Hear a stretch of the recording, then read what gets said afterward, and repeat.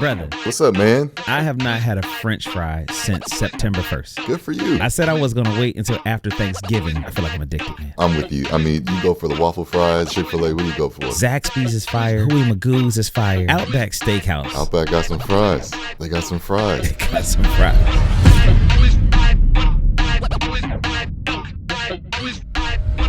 Yes, ladies and gentlemen, and welcome to the Tomb Slayer podcast. I'm your host, Khristian Dentley, but that's not how I started. I say this is the place where we have resurrectional conversations, and indeed, I just made that word up. Today is especially delicious. This young man, this friend of mine that I'm going to be having a conversing with, because we're going to change the narrative. We don't say conversate.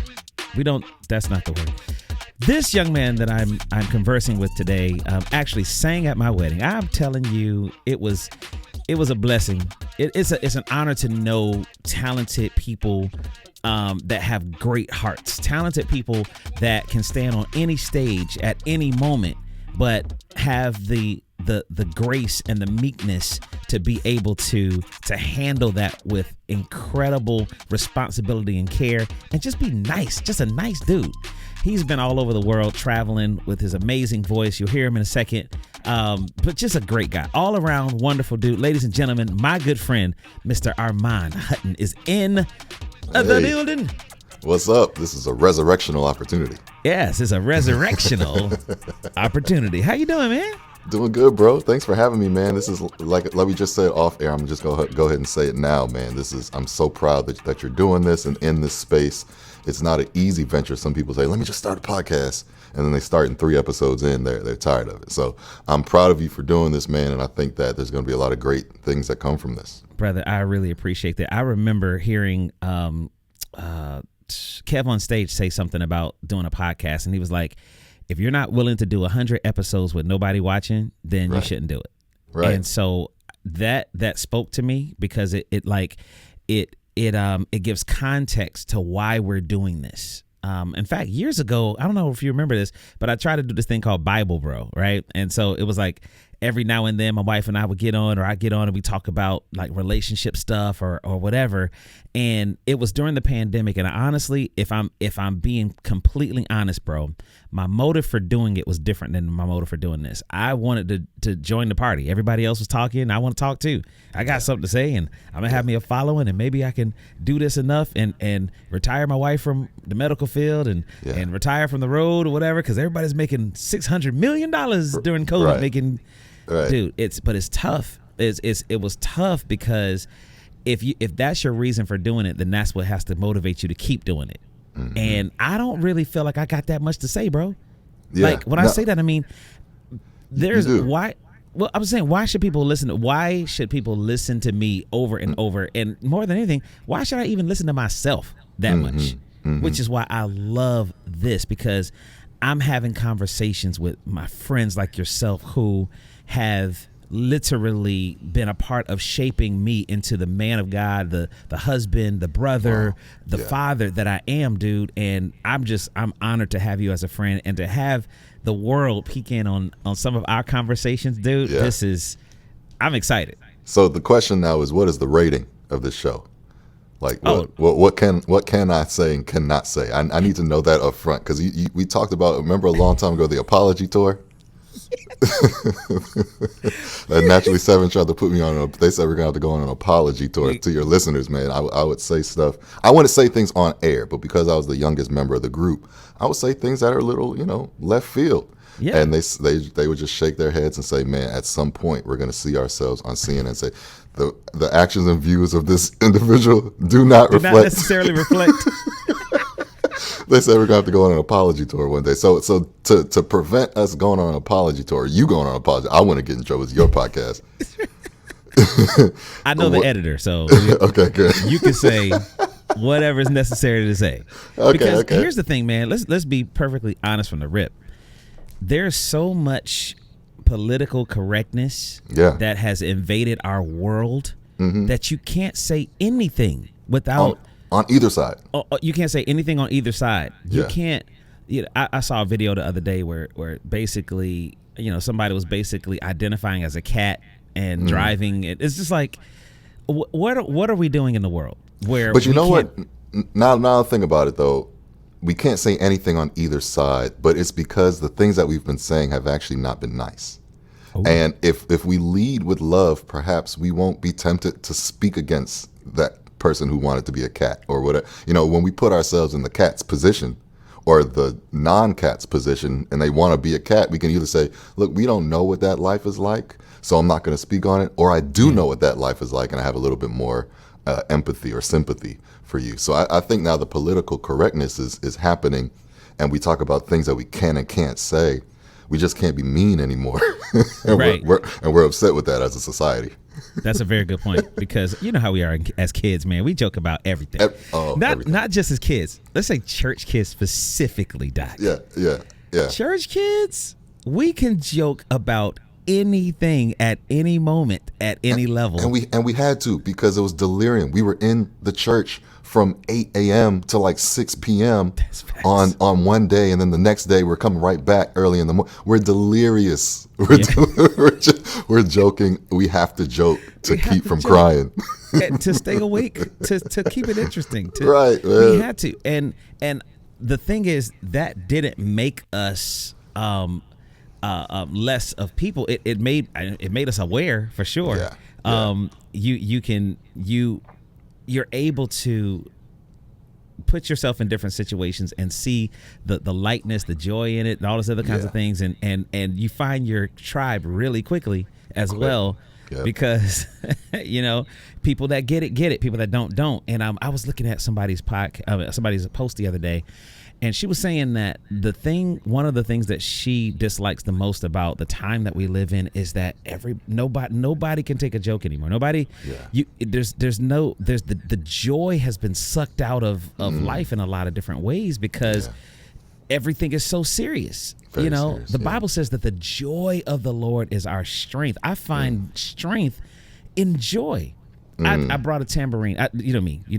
I'm the tambourine dude. You know what I'm saying? So got a tambourine at the church pretty much every week. Anytime I show up to the church, I got my tambourine, right? And so we had a block party the other day at church, and pastor and pastor's wife came up to me, and because he told me in service, make sure you bring that tambourine tonight to the block party. I'm like, oh, cool, whatever. So I get there, and everybody's like, oh, you brought it crazy. And so the thing that pastor said was, the reason why I wanted you to bring that is because of the joy that you walk in the room with. Yeah. Like when people see you coming, it's this joy that they're going to tambourine. It's contagious. It's contagious. You know, even if we don't know you as Tambourine Man, you're going to bring joy for the newcomers too, to just see that happening. Yes. Spreading joy is tough, dude. And I don't want to jump too far ahead. No, let's go in. Man, I was just on this 6-week tour in middle of America, like cornfields and more cornfields. And then when you look to the left, there's more cornfields. I mean, just nothing. And it's a lot of the spots out there too are poor. Like there's nothing here, no anything. And so to make jokes to people on stage, it was like we were setting people free just by making them laugh, allowing them to laugh. And then off stage, when we would go to like restaurants or shoot bars because there would be nothing open, people would gravitate to us. And I think it was just because, number one, we were definitely different. They know we're not from that town. But number two, we walked into one place and I had a lady guest after we had been talking and joking for like 20, 30 minutes, a waitress. And I said, what do you think, we do? She said, I could have sworn y'all are comedians because you walked in joking, and not just joking with each other, but making everyone in here laugh. And it's like the way that people just gravitated to us was kind of weird. And and I realized, man, people just don't have fun anymore. They don't laugh about anything. Man, and it doesn't have to be on the line comedy. It literally is just I can laugh about how much coffee is on this menu right now this morning. I can joke about any of this stuff. Right. And to just come in there with smiles, people aren't used to that. They're not used to that. So my wife and I went to the Orlando Magic game recently, and who are very good, by the way. Well, this year we're kind of balling. Yeah. We're balling this year. And I'm in the stands, and the seats that we're in, because we're season ticket holders now. I've been praying for this, believing for this, hoping for this for a very, very long time, bro. I mean, a long time. And finally, dude, we got built-in date nights, built-in father-son. You know what I'm saying? So I'm loving that. So it's not a floss, as in, yo, you know what I'm saying? Yeah. It's, man, I want to create memories with my family, for my friends, blah, blah, That's boom. huge. Yeah. So we get there to the game. We're sitting in our seats, man, and they're pretty good seats. And like, it gets quiet at certain times when, you know, you feel, you know, free throws on home team or whatever. Yeah. And so last night I'm like, I am so happy to be here. When people turned around, they were just cracking up, just laughing, and I was like, in the face, you know, just having a wonderful time. And okay, so they were playing who are we? Pacers. Indiana Pacers. Yeah. We were playing the Pacers, right? Because Paolo got 50.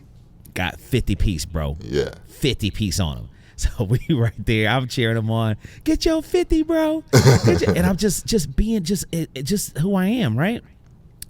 Dude over there at, you know, for the Indiana Pacers on the free throw line, right? And I see he got New Balances on. I was like, you know what I'm saying? So I just start joking about the New Balances. You know what I'm saying? He missed his first free throw. It's them New Balances you got on. That's the problem. Yeah. It's the New Balances. You get you some Nikes. You know what I'm saying? Yeah. Everybody around, they're having a great, I'm adding color.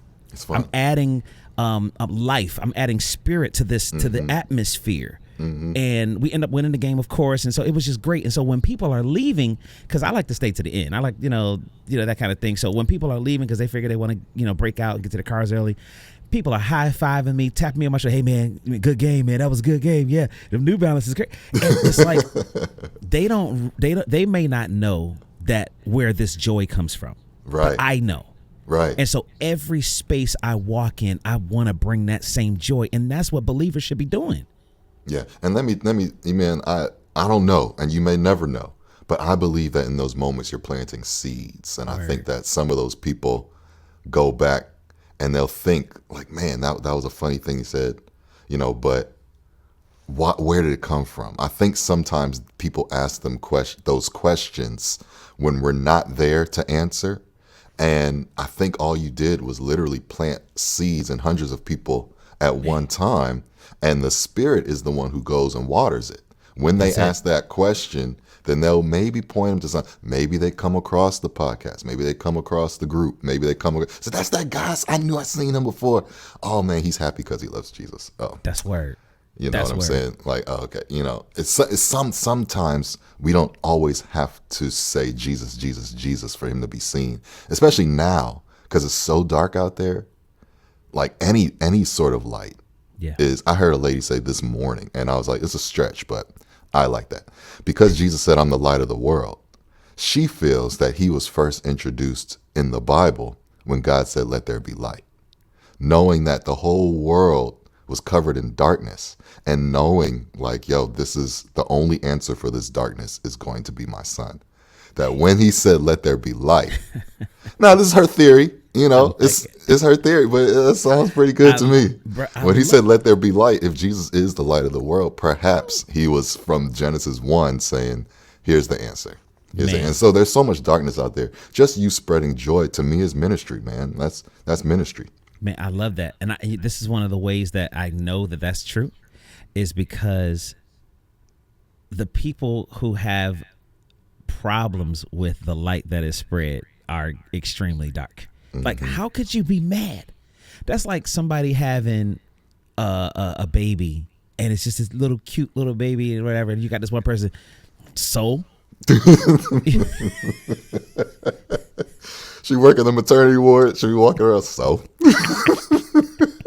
it's like, so you got your little 10 toes, your little 10 fingers. Who cares? Like, yeah, because maybe she can't have one, or maybe, you know, her kids are spoiled, rotten, or terrible, you know, or she's just very, very, very anti. But there's so much darkness out there, man. Yes. You're right. People can find negativity in the brightest of things. So man. I you know, sometimes it's hard because you're not supposed to be of the world, but we're still in the world. We're still here. So when we hear all the negativity, those things still affect us, even though we're trying to be different from that.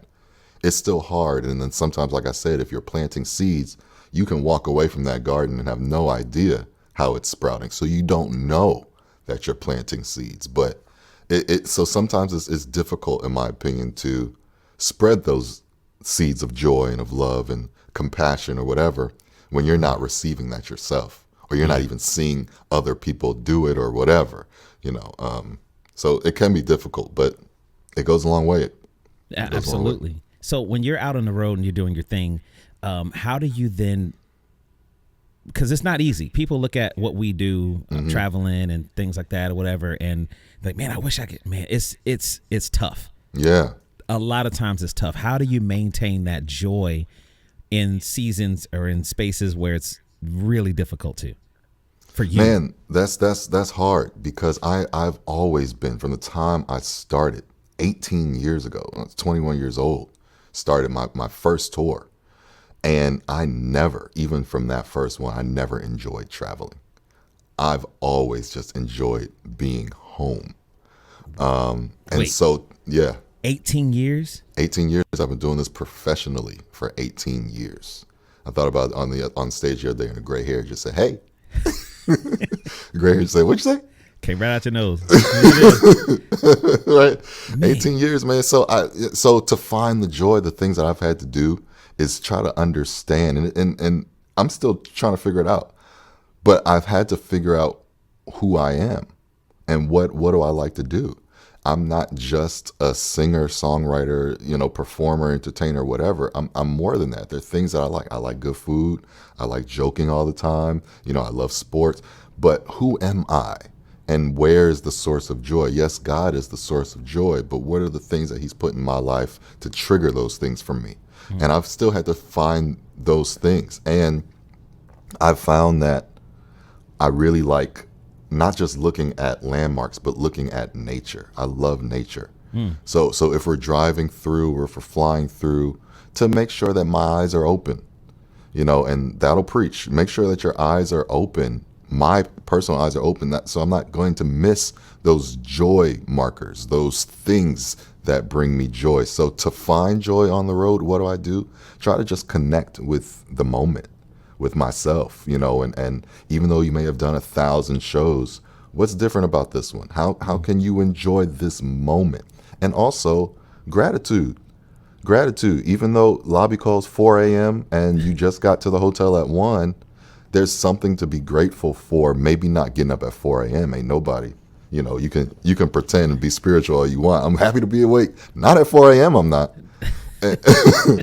But later on in the day, will God drop on you something to be grateful for? Later on in the day, later on in the tour, will God say, hey, you're watching me move right now. That's something to be grateful for. So I've had to learn that my source of joy, my source of gratitude doesn't change based off of my location. And it's not just at home because I'm comfortable. It can be in other things. So to answer that question I'm still trying to answer that question. It's still evolving for me.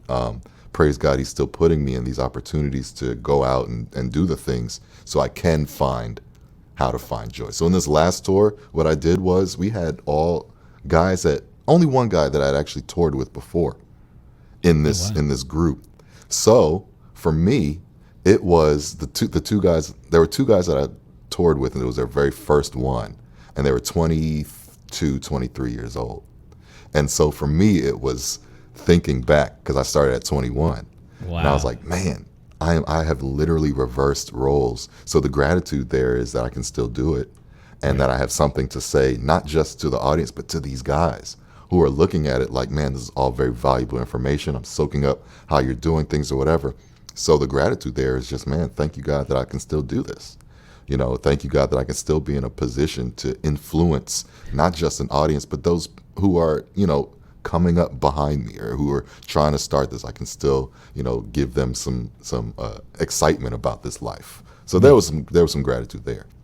Man, I'm glad you said that, man, because what it's doing is it's making me reflect on the times where I remember being a 20. I started at 21 as well. Traveling with the guys, and you started with Take 6 at 21. 21. Whew. 21 years old, bro. And like literally, I remember running up and down the bus my first time in Europe, and you know how you're going through like Italy, and they got like the waterfalls, and you got the tunnels and all of these things. And I got my Sony CyberShot camera, and I'm running up and down, and I'm taking pictures, and it's amazing. And then there's this one part where it's someplace in Italy where I feel like the mountains are made of white marble because they're harvesting the marble, and you can see all the big and it's like you're just, every city you go to, and you're tasting the food, and you're seeing pigeons. It's pigeons everywhere. It's just incredible. Yeah. And then something happens, and you're 20 in, and you're like, yeah. Jeez, man, we got to be over here for 3 weeks? Yeah. 3 weeks for 6 shows? This doesn't make any... And you find whatever you're looking for, you can find it. You can find it, yeah. If you want a reason to complain, you can find it anywhere. And I found all of them. In Paris, in Rome, I found all the reasons to complain, But, like you said, on the flip end, if you can find a reason to complain, you can find reasons to have joy. Yeah. But yeah, I remember getting on that tour bus, my very first tour, and that was fun. That was cool. And then years later, like, all right, I know we did this now. Okay, now, all right, now. and too, it was tough at 21, 22, 23 because all of my friends were still in college. They were still graduating.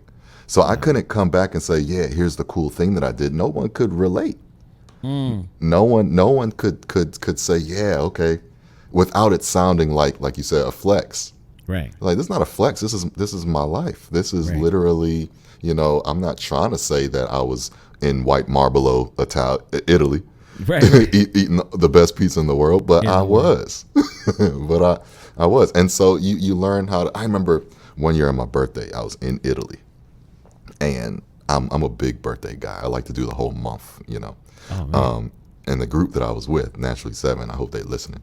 They didn't celebrate birthdays at the time. They didn't there was super Jehovah's Witness. Like, come on, guys, like, we're getting older. They weren't Jehovah's Witness, but it was a Jehovah's Witness thing. Like, who doesn't celebrate birthdays? Right. They were like, well, so many people have them every day. We could be celebrating every day. I'm like, yeah, exactly. Let's do it. But anyway, they didn't celebrate my birthday, man, on July 11th in Italy. So I went to a little pizza shop, found me some pizza, and was like, yo, I bet you no one I know is in Italy on their birthday eating Italian pizza right now. So I was by myself. I felt bad.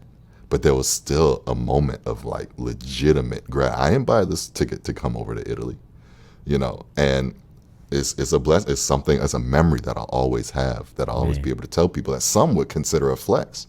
But in those flexing moments, I'm like, yo, I can turn this into a depression.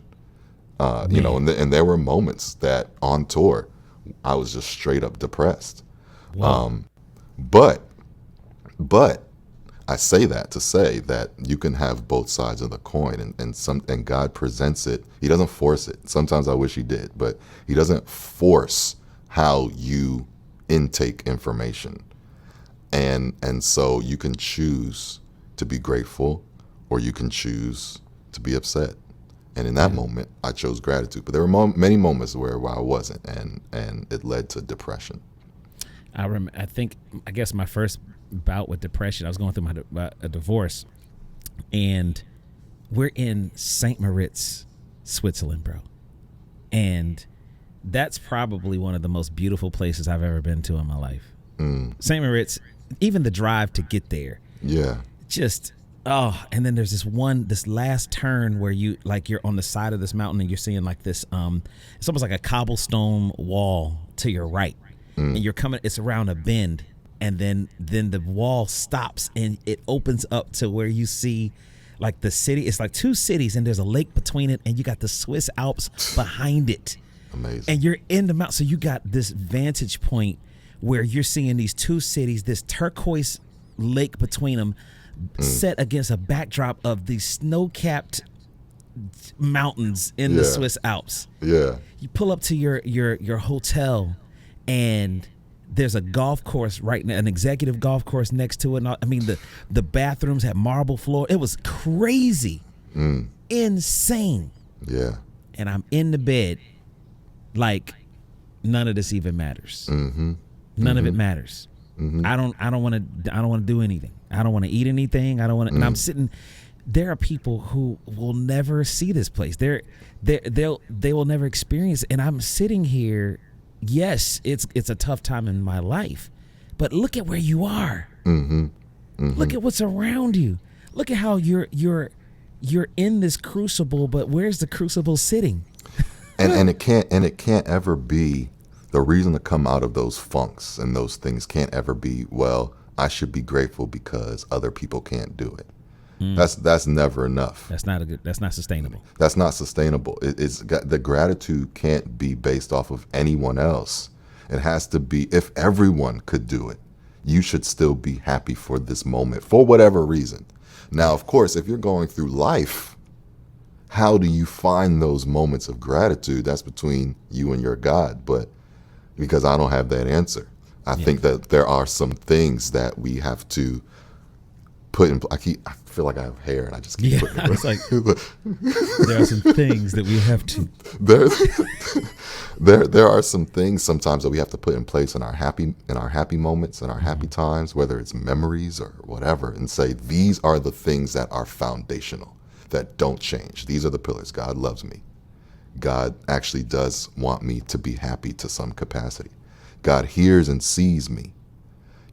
God's timing is perfect. If you can put forth things that don't change regardless, and think about those things in your happy times, then in those tough times where you're in, Switzerland and whatever, and you're supposed to be responding a certain way, but you're down, which is okay to be down, at least you can respond to and rely on those pillars. And that's what I've had to do. Find the unchangeables. And it doesn't always have to be deep, like God hears and sees us, but that's true. If you're going through a bad time or a good time, it doesn't take his glance away, right? And so that's something that if you're depressed, if you're hurt, if you're lonely, you say, okay, he may not be changing my situation, but he sees my situation. At least I'm not alone in that, right? And so whatever that is for anybody, and it could just be your love for ice cream. Say, you know what? I know that I love ice cream, and there's not even an ice cream parlor in this town that I'm in right now, but I'm going to reflect on that next time I get me some ice cream, and it's going to bring me out of this, or it's going to at least make me think about something different. So that's what I've had to do on the road as well. Just find, take a snapshot of my wife and say, look, we have safe words. Some people have safe words for other things. We have safe words when it's like, okay, I know that you're feeling bad right now. And whatever that word is or that phrase is, it'll in itself, just by saying it, will make you laugh. So for me, it's a character, D'Angelo Vickers. He was Will Ferrell's character on The Office. Now, why this man's name is D'Angelo is a funny thing, You don't even have to think about a scene or anything, but just that one phrase, I know when I say this, and not only am I communicating to someone who cares deeply about me, who loves me, that I'm not feeling well and I don't have the words for it, but then also this phrase is going to make me laugh just because of what it is. So those little things, there's like, okay, I know that I don't like being gone. I know that I may get depressed while I'm gone. I know that A, B, and C may happen or whatever, but what are my pillars? And let me write those things down, look through my phone, boom. When those moments come, it may not take away the whole thing, but at least I'm like, okay, these are my anchor points here. Man, that's what David talked about, having to encourage himself in the Lord. Got to. Sometimes you got to be able to recall the things, the moments, the pillars, the altars. Set up altars that you can remember. When the children of Israel, God had them build the ark, they put certain things inside the Ark of the Covenant to remind them. You got to remember. And I think that a part of walking free from depression, walking free from all of these things, is remembering even if there's nothing to look forward to, there's a lot to look back on. You got to sort through it sometimes and realize that, oh, okay, no, this was actually good. This was good. It may not be good to me, but it's good for me, and all of the stuff that people say. But dude, we got to remember, we got to be able to open up that arc. We got to be able to go back to those landmarks that remind us of how good God was and how good God is and how good God will be, because he's unchangeable. And I think that's really important for us as believers, and nobody's exempt. Nobody's exempt. Nobody. And so we're going to have those moments, and you got to be able to give yourself permission to have those moments, to be okay, to be okay. Yeah. Today, it's that day today. Man, I used to hate that song, Encourage Yourself. I really did not like that song, because I was like, encourage yourself, like just open the Bible and let God, super, I came from Oakwood, man. It's very, very holier than thou, encourage yourself. What are you talking about? Encourage yourself in the Lord. There's plenty of stories in the Bible. He's been too good. And we talk, until you get to that point where like, crickets. All right. And one thing in reading the Old Testament too, you see how much God placed emphasis on those festivals and those parties and how long they were. And they were always remembering what he did for them and celebrate it. And celebrate for like 3 days in a row. Man.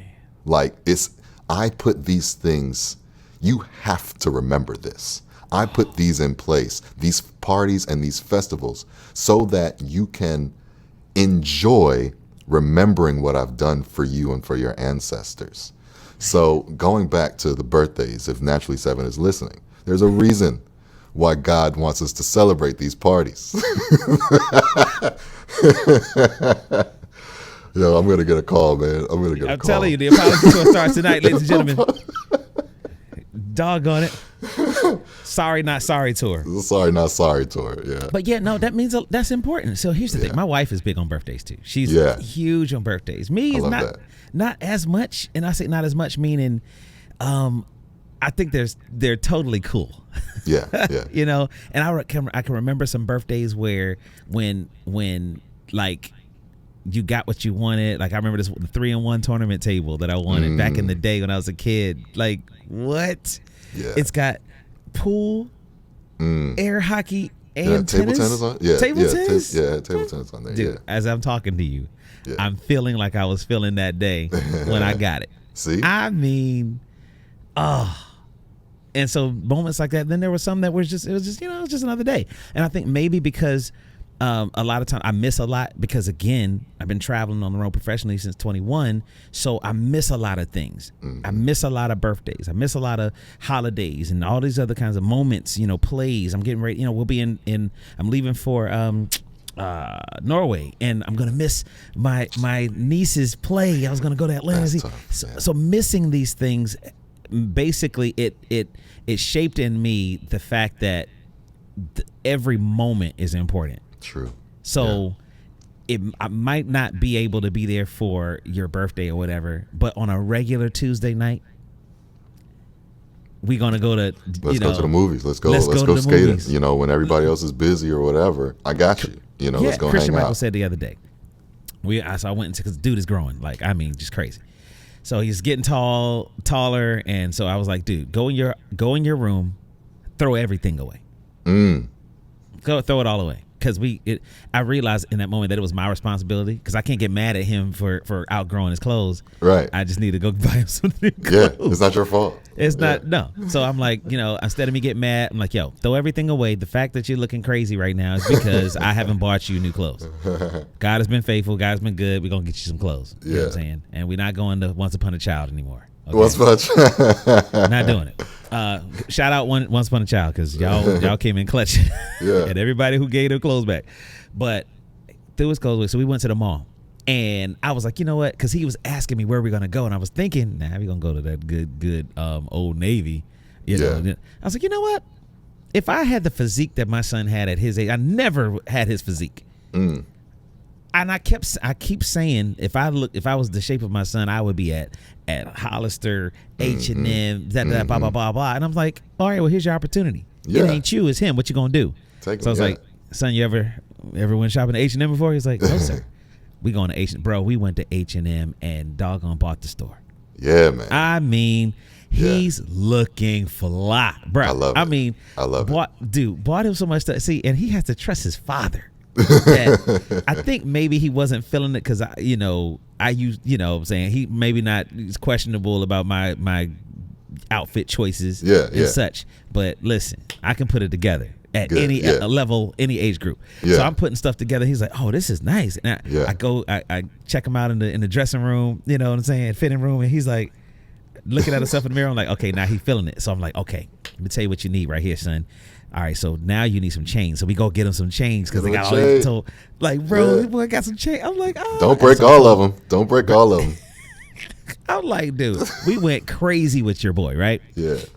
Leaving there, we shut the store down. Literally, we were the last people in the store. I love it. They're making announcements like, attention shoppers. Time to get out. The store closes in 5 minutes. So much so. We had so much stuff, bro, that dude was at the counter ringing up stuff, and they said, like, the little walkie-talkie thing. They're like, yeah, we just got one more at the counter, and then everybody can go home. I'm like, that's me. Oh, that's us. My bad. So we finished. We got the bags. We're walking out or whatever, and I was like, all right, bro, it's time to eat now. Let's go to Chang's. Let's go to P.F. Chang's, right? And he says, well, but Ami is not with us. That's Adrian. That's her name. That's his name for her. Their name for each other. Ami's not with us, so we usually wait for her to go to sit down restaurants. And I was like, bro, you're worthy of that too. Yeah. With just the two of us. Mm-hmm. We going to Chang's tonight. Yeah, let's do it. He was like, are you sure? I'm like, yeah. Because I need you to know that on a regular night, you too are worthy of this goodness. And I think for a lot of people that are listening, sometimes they feel like the goodness of God is not just connected to them as his child. It's connected to us all together. But listen, you are worthy of that too. Definitely. You're worthy of that the glory that he has, that he wants to reveal in you. You're worthy of his goodness, just you alone. Yeah. Us for sure. But you are worthy of it. Man, we went to Chang's, bro. We sat outside on the patio at 10 o'clock at night. We got school in the morning, whatever. Yeah. I want you to know, Doc, that you're worthy of this. And sometimes it's like we don't understand the value that we have because we're God's child. Like on an individual level, like my self-esteem should be 10 times higher, 100 times higher, just with that recognition that, oh, I'm the child of the King. Like he not only knows me by name, he's adopted me into this family. That is huge. And I don't know if it's just a personal reason or whatever, but I don't know how that escapes some of us in Christianity. We don't put enough value on who we are. We put more so value on the corporate, which there is value in that. But just as an individual, my alone time with God, our one-on-one time, the things that he does just for me should jolt me out of a depression, should prevent me from feeling unworthy. Because I'm his child, just like you said, there's a inherent worthiness that comes with that. And I don't know why. Maybe you can answer. I don't know why sometimes we neglect that. We forget our self-worth, our self-value, and how it lies directly in him, and not at all in what we've done or in who we are. Who we are is so valuable just because of who he is and being connected with him. So what you did for your son, man, that's a huge moment.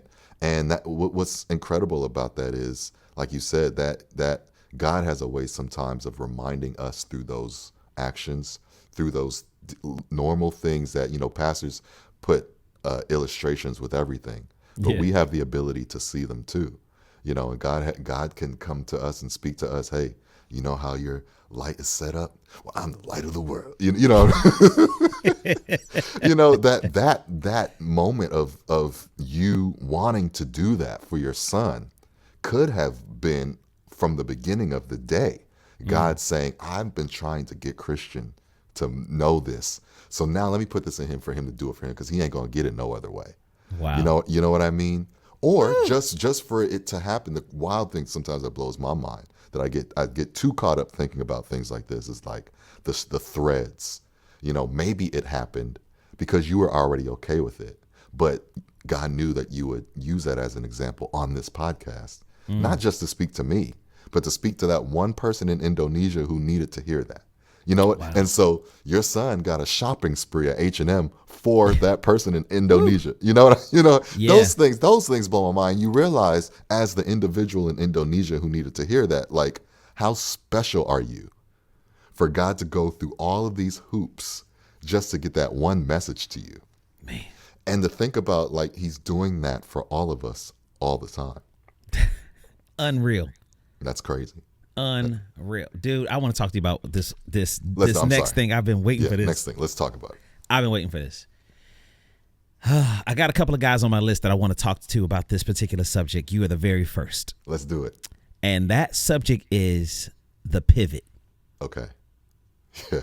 Oh, God. Okay. I'm ready. Are you ready for the apology tour on this? Apology tour. Let's do it. So let's talk about the pivot, bro. When you say you've been traveling, you were traveling since 21 professionally, and you get to a point where it's my man need a swig of water. He need to drink something. But my man, hold on before you. Hold on, let me get the gall. Hold on, brother. Because, man, like I said, that's why I asked at the beginning, depending on what you ask, I may be too truthful today. So we got to see. I need it. I mean, what did they say? I got time today. Now, there's a lot of people that are in spaces right now that have been in those spaces for a very long time. I almost said from antiquity. I mean, just like this is what God did. Mm-hmm. This is what he brought them to. This is a land that has been provisioned. This is a land that has been a lot of things. But now you find yourself in a place where you're sensing in your spirit that it's time to pivot to this next thing. And that means bringing an end, because sometimes you try to carry both. Sometimes you try to carry the weight of where you are and where you're going simultaneously, and something's going to break in between. Mm-hmm. So let's talk about your transition from a place of where God did some amazing things, the script that you couldn't write for yourself, to moving you from that to something else that doesn't necessarily look like the same thing. Mm-hmm. So, okay. So, like you said, man, when I joined Naturally 7, that was a miracle. I couldn't find a job down in Huntsville. And I knew that I wanted to do music, but I also just wanted to pay bills. I just wanted to start making money. But I was still a student. I was a junior. No, I was a senior. I was a senior in college, a senior at Oakwood. And boom, out of nowhere, I get a call from this group that's not, struggling. They're not trying to make a name for themselves. They have made a name for themselves. I hadn't heard about them, but they had made a name for themselves overseas. And money, I found out, is green everywhere. It may look like a different color in some places, but you put that in Bank of America and it translates. You know what I'm saying? So I'm like, look, I don't need to be famous in America. This is an amazing opportunity. I get to sing. So that was God. That was nothing but God. I wasn't even qualified to join Naturally 7. They took a huge chance on me. I couldn't dance. I went on arena stages. I was coming straight out of the Aeolians, and I had been singing with my mom but it's still gospel, and so it was nothing on their level. I wasn't qualified for that. So to this day, I can easily say that was God indeed. So now fast forward to a few years of being in the group, and I start to feel this rumbling in my spirit that's like, okay, maybe this is just me being, I was called spoiled. I was called ungrateful just by voicing a desire for change. But what was happening was God was allowing me to be in a position that I needed that blessing in that moment. But there were also things to learn and evolve out of. But when I said that I wanted to quit the group, that was very difficult for me. Because, like I said, I'm on stages around the world. I'm doing music. I'm doing what I've been taught to do. And this is now technically living the musician's dream. Right. So that was devastating. I knew that I wanted to be out of the group, but I didn't know where I was going and what he was going to do. When you say I knew I wanted to be out of the group, how did you know? Years and years of just God giving me an idea or a direction and not being able to go in that direction. Whether it's even like, oh God, we're about to put out a record, I want to have a song on this. Let me, what should I write about? And him downloading something, him putting something in my heart where I'm like, okay, well, that wasn't me. The same way that I know that I didn't get this job to be in Naturally 7, I know that you gave me this song, or you gave me this arrangement, or you gave me this opportunity. And to turn it in and it be rejected by my brothers in the group. The label wanting it, the management wanting it, but my brothers not wanting it. So it's like, so I'm not mad at them. I'm mad at you. Why did you give me this? Why was it not good enough for them? What's the difference here?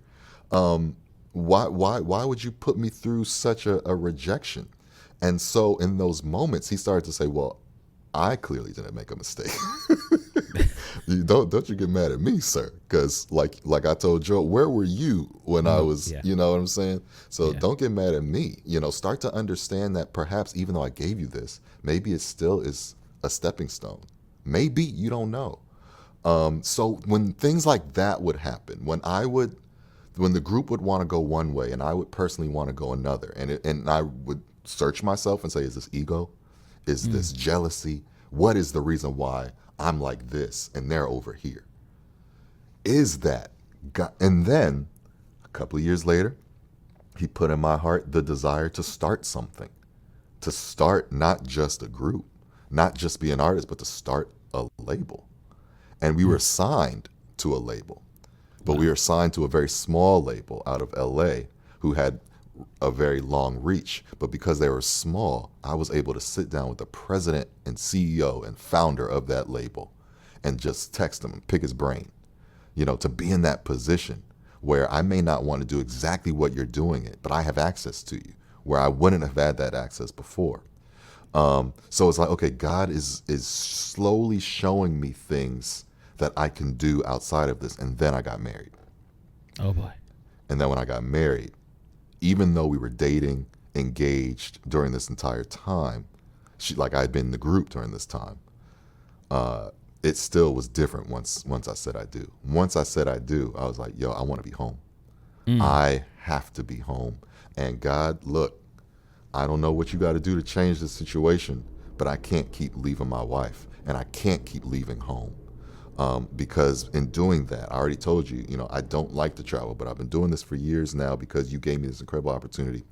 So you say, what are the things? There are all these little small things, but then you still have to make the hurdle, even in a situation that doesn't feel, even in a situation that feels right and looks good on paper.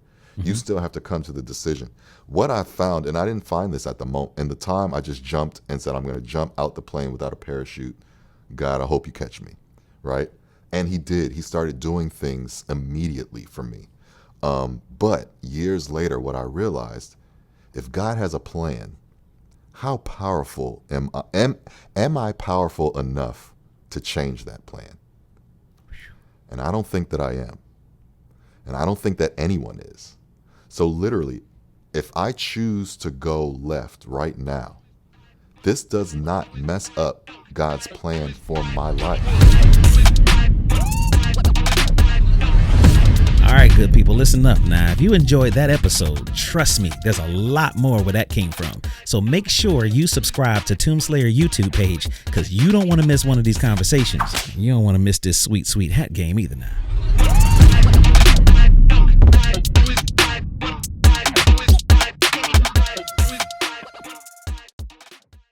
Previously